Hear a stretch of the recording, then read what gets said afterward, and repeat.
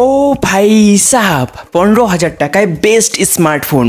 অনেকক্ষণ ধরে আমি ভাবছিলাম যে 15,000 টাকায় কোন ফোনগুলিকে বেস্ট বলবো। তারপর আমি ভাবলাম যে না, এই ফোনগুলিকে বেস্ট বলা যেতে পারে। আর আমি যে সমস্ত ফোনগুলিকে বেস্ট বলবো, আপনি সেই সমস্ত ফোনগুলিকে বেস্ট নাও বলতে পারেন, কারণ সবারই পছন্দ আলাদা আলাদা, সবারই আলাদা আলাদা কারণে বেস্ট হতে পারে। কেউ গেমিংয়ের জন্য ফোন নেয়, কেউ ক্যামেরার জন্য ফোন নেয়। কোন ফোনটি কী জন্য বেস্ট সমস্ত কিছু আমি আলোচনা করব আজকের এই ভিডিওতে।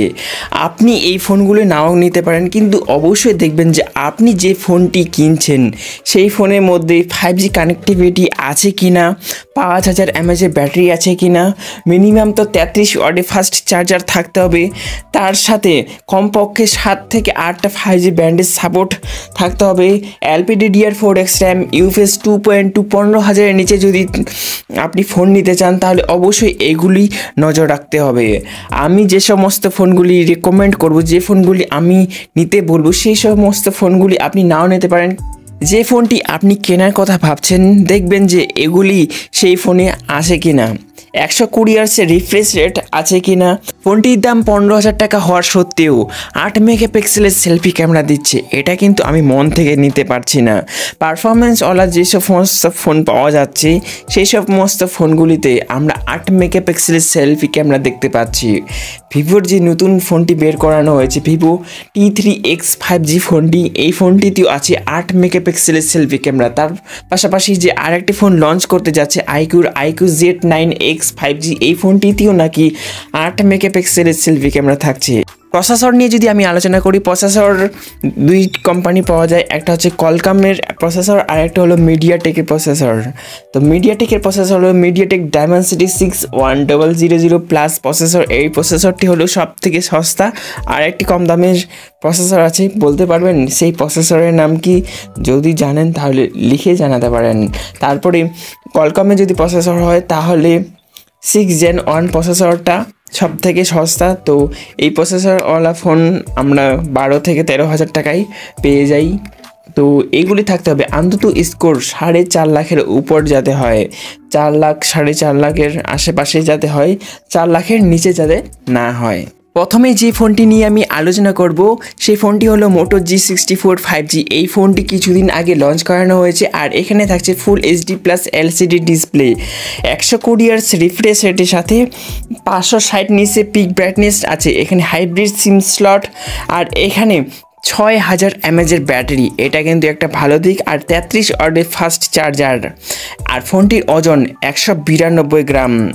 আর ফোনটিতে প্রসেসর আছে মিডিয়াটেক ডায়মেনসিটি 7025, এটা 6 ন্যানোমিটারের প্রসেসর।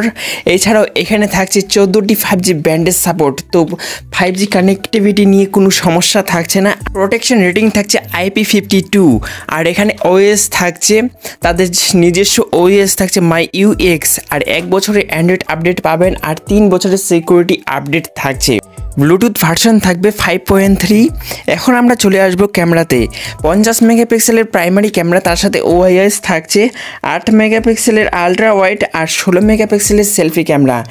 ক্যামেরাতে যথেষ্ট ঠিকঠাক আমার মনে হয়েছে, কারণ এখানে 15,000-এর নিচে আপনারা পেয়ে যাচ্ছেন OIS। তো এটা একটা ভালো দিক। এই ফোনটি তাদের জন্য যারা ক্লিন OS-এর সাথে চায়, একদম কোনো ঝামেলা থাকবে না, কোনো ব্লোটার থাকবে না, কোনো অ্যাডস থাকবে না, তাদের জন্য এই ফোনটি হতে পারে। যারা মোটোরোলা ফোন নিতে চায় 15,000-এর নিচে, তাহলে এই ফোনটি ছাড়া কোনো অপশান নেই। আছে আগের বছরে যেসব ফোন বের হয়েছিল সেসব ফোন নেওয়া যেতে পারে, কিন্তু আমার মনে হয় না ওই ফোনগুলো নিয়ে কোনো লাভ আছে। আপনি যদি 15,000 টাকা খরচ করতে চান, আর আপনি চান যে ক্লিন অ্যান্ড্রয়েডের সাথে মোটোরোলার ফোন, তাহলে এই ফোনটি ভাই বেস্ট। এখানে থাকছে 6000 mAh ব্যাটারি, তার সাথে OIS-এর সাথে প্রাইমারি ক্যামেরা 50 মেগাপিক্সেল, আরও অনেক কিছু, প্রসেসর ভালো, ডিসপ্লে ভাই ঠিকঠাক, এখানে LCD ডিসপ্লে থাকছে। এগুলি মাথায় নিয়ে আপনি ফোন বাই করবেন। তারপরেই আমরা চলে আসবো নেক্সট ফোন থাকছে ভিভোর তরফ থেকে। যারা ভিভো ফোন নিতে চায়, ভিভোর তরফ থেকে আসছে ভিভো T3X 5G।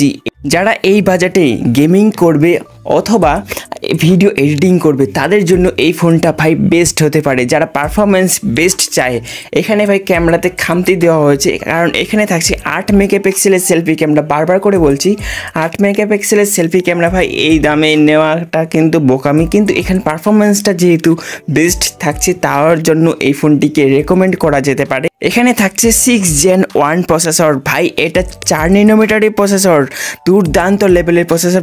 এই প্রসেসরওয়ালা ফোনগুলি বর্তমানে 20,000-এর উপরে পাওয়া যায়, কিন্তু আপনারা এখানে 15,000-এর নিচেই পেয়ে যাচ্ছেন এই প্রসেসরওয়ালা ফোন। ফোনটির RAM ROM LPDDR4X RAM, UFS 2.2, আর এখানে 6000 mAh ব্যাটারি, বড় ব্যাটারি ভাই, দুর্দান্ত লেভেলের ব্যাটারি। আর এখানে 44 ওয়াটের ফাস্ট চার্জার, যে চার্জারটি দিয়ে চার্জ করলে মোটামুটি 1 ঘন্টার মধ্যে ফুল চার্জ হয়ে যাবে।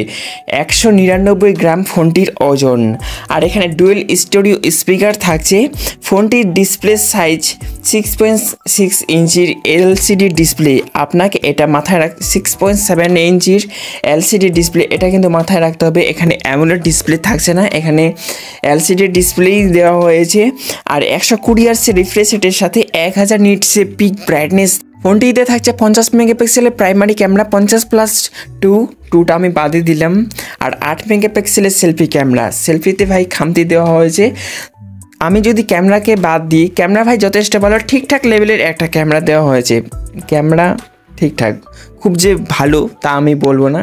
ক্যামেরাকে যদি আমি বাদ দিই তাহলে পারফরমেন্স ভাই দুর্দান্ত লেভেলের। আপনি যদি গেমিংয়ের জন্য নিতে চান, আপনি যদি ভিডিও এডিটিংয়ের জন্য নিতে চান, ভাই নিতে পারেন, একদম সেই লেভেলের এই ফোনটি, Vivo T3X 5G।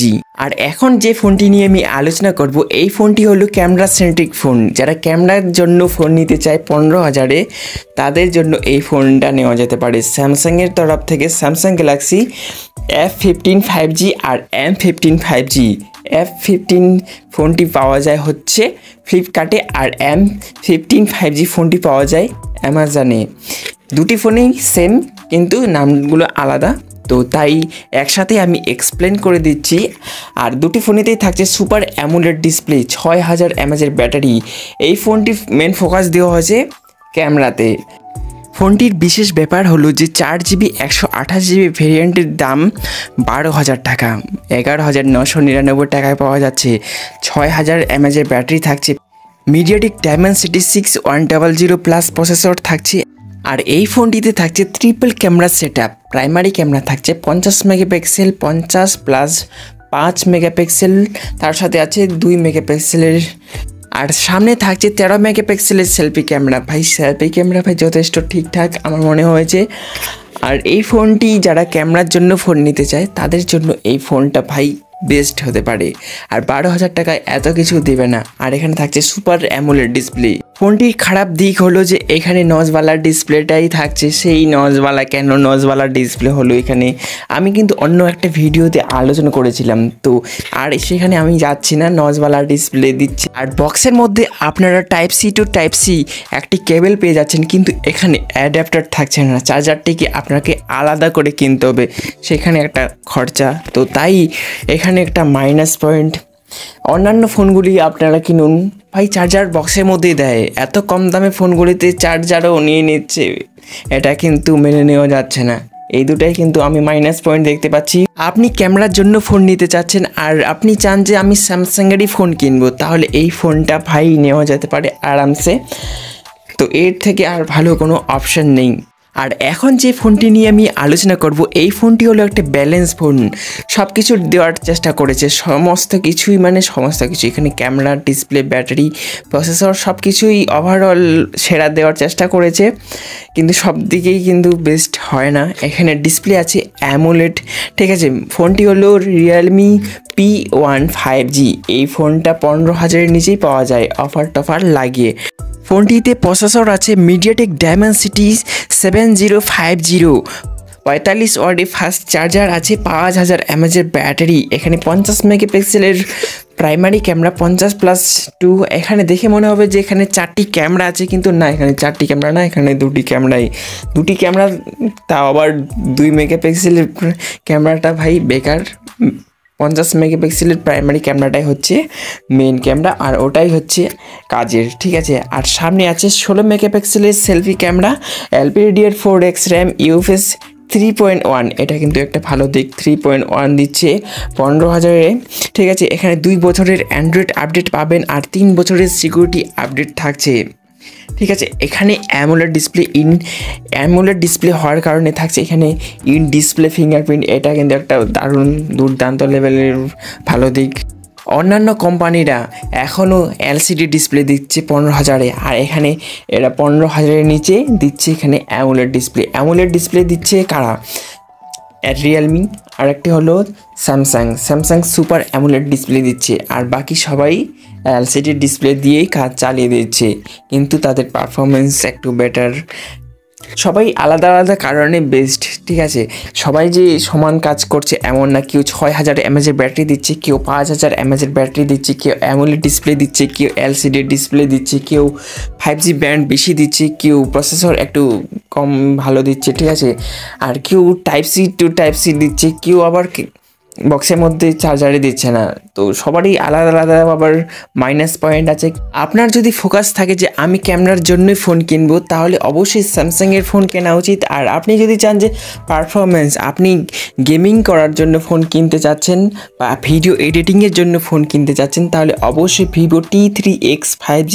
আর আপনি যদি চান যে ক্লিন অ্যান্ড্রয়েডের সাথে আসবে, একদম ক্লিন, কোনো অ্যাডস থাকবে না, কোনো ব্লোটাস, একদম ঝকঝকা পরিষ্কার, তার জন্য থাকছে মোটোরোলার G64 5G। এই ফোনটা ভাই নেওয়া যেতে পারে, আরামসে চোখ বন্ধ করে আপনারা নিতে পারেন। আর মোটোরোলা এখানে যথেষ্ট ক্যামেরাতেও ভালো কাজ করেছে, 15,000-এর নিচেই দিচ্ছে OIS অপটিক্যাল ইমেজ স্টেবিলাইজেশন থাকছে 15,000-এর নিচে। আর আপনি যদি রিয়েলমি P1 ফোনটি নিতে চান, এটা হলো একটা ব্যালেন্স ফোন, অ্যামোলেড ডিসপ্লে নিতে চান, তাহলে অবশ্যই রিয়েলমি P1-এর দিকে যাওয়া উচিত। অবশ্যই এই ফোনটি আপনার ভালো লাগবে, কারণ এখানে প্রসেসরও ভালো থাকছে, 5000 mAh ব্যাটারি, 2 বছরের অ্যান্ড্রয়েড আপডেট পাবেন, আর 3 বছরের সিকিউরিটি আপডেট থাকছে।